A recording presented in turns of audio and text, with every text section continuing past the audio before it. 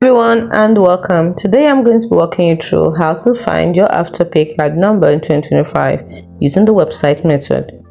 Now here's a step-by-step guide on how to find your Afterpay card number in 2025. The first thing you need to do is to visit the Afterpay website, that is, go to afterpay.com and log into your account.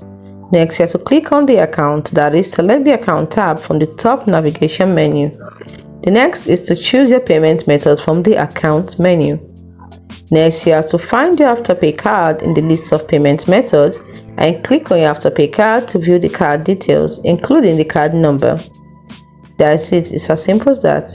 Now, it's important to note that you must be logged into your Afterpay account to access your card details, and your Afterpay card number may be displayed in a masked format like this on screen for security purposes.